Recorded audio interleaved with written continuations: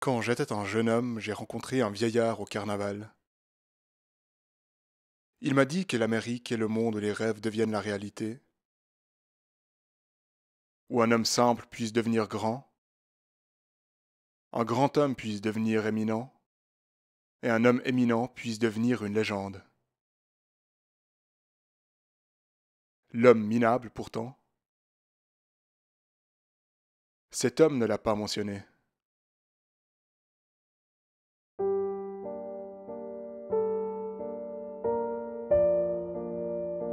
Je m'appelle Sluvtaka, bien que mes amis m'appellent Sladou. Je n'ai pas d'amis. J'ai voyagé en Amérique de ma ville natale, Sloxiv, d'un pays dont je ne préfère pas prononcer le nom. Je ne porte rien sur moi, sauf mes vêtements et un rêve.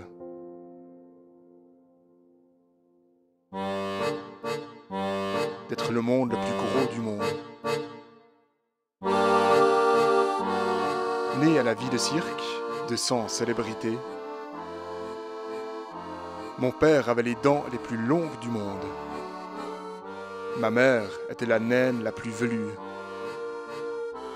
C'était mon destin d'être spécial. J'étais la tempête parfaite. À ma naissance, j'ai pesé 5,5 kg. Mes premiers mots étaient « manger jusqu'à s'endormir ». Cette phrase était implantée dans ma tête. J'étais l'homme le plus gros de ma ville à 18 ans et de mon pays à 19 ans. Les gens voyageaient de loin pour m'admirer, moi, et ma capacité exceptionnelle de consommer. Quand j'avais 20 ans, j'ai mangé tous les hot-dogs de mon village en l'espace de 3 heures. Il y avait 7 hot-dogs dans mon village. Cet exploit a fait de moi un homme acclamé dans mon pays et m'a permis de trouver la femme de ma vie. Elle s'appelle Uta. Nous nous sommes mariés. Elle m'a aimé.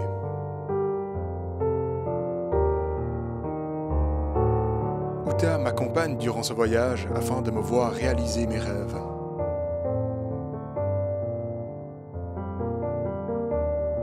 Elle est timide. Avec moi voyage également mon entraîneur, traducteur et documentariste.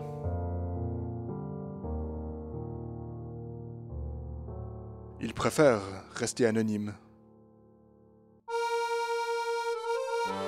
Monsieur Anonyme m'a entraîné les monstres les plus réputés de Glatsivok.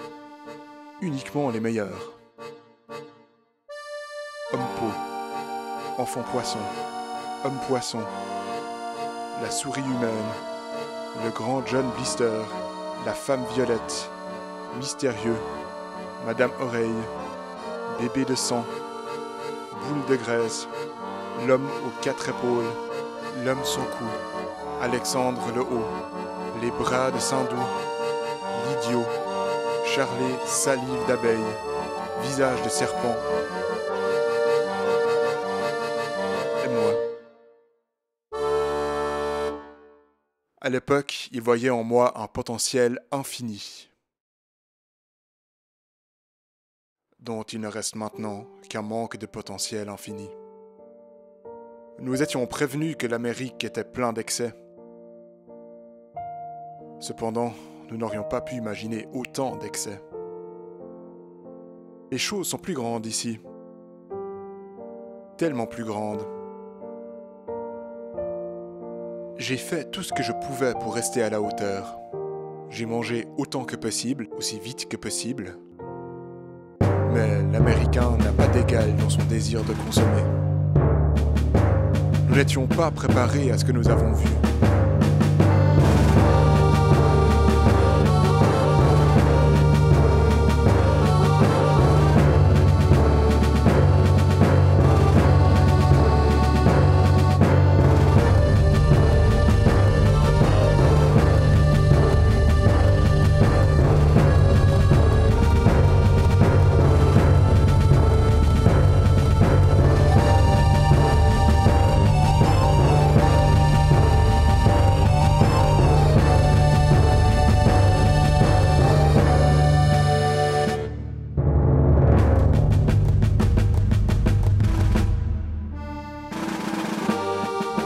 l'oxyve, certains pensent que la gloutonnerie est un péché.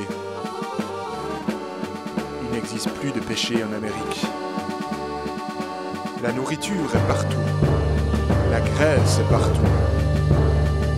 L'homme, la femme, l'enfant, même le pigeon le plus modeste est plus gros que moi. Ce choc est énorme, tout comme leur taille indescriptible. Certainement que mes yeux me trompent. Très vite, j'ai réalisé que j'étais idiotique. Aveuglé par un monde dont je ne soupçonnais pas l'existence. Je peux ressentir la manière dont ils me regardent avec dégoût, me jugeant. Ils doivent penser, est-il malade ? Je suis embarrassé face à leur regard. Je me sens si petit, fragile, inférieur.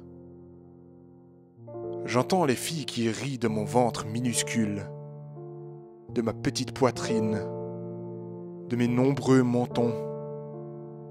Leur rire me hante, leur regard me blesse. Même Uta est lassée par mes échecs. Elle ne me regarde plus de la même manière qu'à Slokziv. Ma gloire disparaît.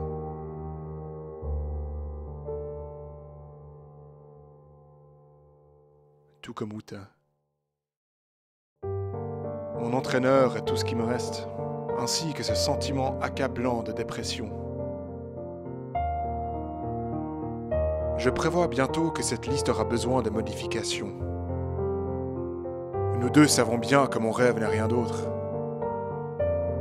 Bien que sa voix me dit le contraire, le désespoir sur son visage est évident. C'est terminé.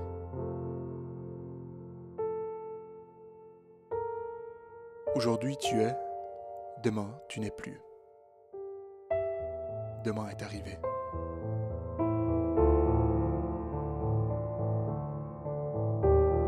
Je ressens parfois le désir d'être mort. Manger jusqu'à la mort, peut-être ? En Amérique, j'ai appris que cela n'est apparemment pas possible. Être gros est tout ce que je sais faire. Donc, où puis-je aller d'ici ? J'ai déçu mon pays, ma famille, mes fans. Rentrer chez moi n'est plus une possibilité. Ma quête d'accomplir quelque chose de grand m'a amené à l'opposé. L'homme le plus gros en Amérique. Ça ne sera jamais moi.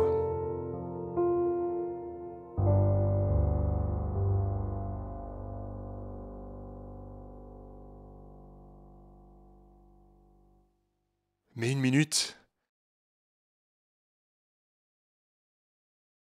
Peut-être l'homme le plus maigre ?